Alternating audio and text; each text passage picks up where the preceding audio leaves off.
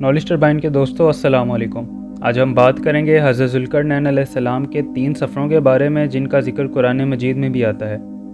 हज़रत ज़ुल्करनैन अलैहिस्सलाम के पहले सफ़र के बारे में कुरान मजीद का इरशाद है, यहाँ तक कि जब सूरज डूबने की जगह पहुँचा तो इसे एक स्याह कीचड़ में डूबता पाया और वहाँ एक कौम मिली। हमने फरमाया, ए ज़ुल्करनैन, या तो तू इन्हें सज़ा दे या इनके साथ भलाई इख्तियार कर। अर्ज़ की कि वो जिसने जुल्म किया इसे तो हम अनकरीब सज़ा देंगे, फिर अपने रब की तरफ फेरा जाएगा और वो उसे बुरी मार देगा, और जो ईमान लाया और नेक काम किया इसका बदला भलाई है और अनकरीब हम उसे आसान काम कहेंगे। आज़ीन इकराम, यहाँ आपको बताते चलें कि हज़रत ज़ुल्करनैन अलैहिस्सलाम सिकंदर या साइरस के नाम से भी जाने जाते हैं। आपने पूरी दुनिया पर हुकूमत की और आप अलैहिस्सलाम हज़रत खिज़र अलैहिस्सलाम के खालाजाद भाई थे। इन कुरानी आयात की तफसीर करते हुए मुसन्निफ़ीन का मानना है कि हज़रत ज़ुल्करनैन अलैहिस्सलाम हज़रत खिज़र अलैहिस्सलाम के साथ आब हयात के लिए मगरिब के सफ़र पर रवाना हुए। आब हयात हज़रत खिज़र अलैहिस्सलाम ने तो पी लिया, लेकिन आपकी किस्मत में ना था। चलते चलते आप अलैहिस्सलाम एक ऐसे पानी के पास पहुँचे जिसका रंग काला था और सूरज जिसमें डूब रहा था। वहाँ उन्हें एक ऐसी कौम दिखाई थी जो कि तादाद में बहुत ज़्यादा थी और बहुत जंगजू थी। इन्होंने जानवरों की खालें पहनी थीं और मुर्दा समुंदरी जानवर खाते थे। आपने इन्हें अपनी हिकमत अमली के मतहत फ़ौज से उनका मुहासरा कर लिया और उनमें बहुत से लोग ईमान ले आए और जो ईमान न लाए वो कत्ल कर दिए गए। इसके बाद आप अपने दूसरे सफ़र पर रवाना हुए। हज़रत ज़ुल्करनैन अलैहिस्सलाम के दूसरे सफ़र के बारे में कुरान मजीद में आता है, फिर एक सामान के पीछे चला, यहाँ तक कि जब सूरज निकलने की जगह पहुँचा इसे ऐसी कौम पर निकलता पाया जिनके लिए हमने सूरज से कोई आड़ नहीं रखी। मगरिब में सफ़र करने के बाद हज़रत ज़ुल्करनैन ने मशरिक़ की जानिब सफ़र किया और चलते चलते वो एक ऐसी कौम तक पहुँचे जिनके कोई मकानात नहीं थे। ये कौम के लोग सूरज निकलते ही अपने खेमों में चले जाते और सूरज गुरूब होने के बाद अपनी रोज़ी रोटी की तलाश में बाहर निकलते। ये कौम मुनसिक कहलाते थे।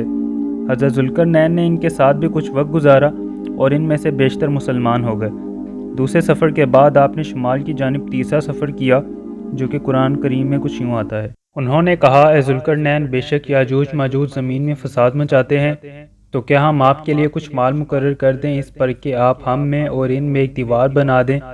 कहा, वो जिस पर मुझे मेरे रब ने काबू दिया बेहतर है, तो मेरी मदद ताकत से करो, मैं तुम में और इन में एक मजबूत आर बना दूंगा। मेरे पास लोहे के तख्ते लाओ। यहाँ तक कि जब वो दीवार दोनों पहाड़ों के किनारों से बराबर कर दी। कहा, धोंको। यहाँ तक कि जब इसे आग कर दिया।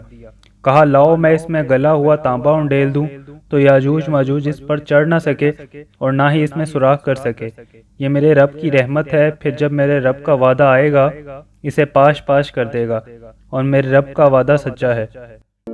अब शुमाल की तरफ सफ़र करते हुए हज़रत ज़ुल्करनैन अलैहिस्सलाम एक ऐसी बस्ती में पहुँचे जहाँ के लोगों ने इनसे दरख्वास्त की कि याजूज माजूज नामी मखलूक ज़मीन में फ़साद मचाते हैं और हम आपकी माली तौर पर मदद करने के लिए तैयार हैं।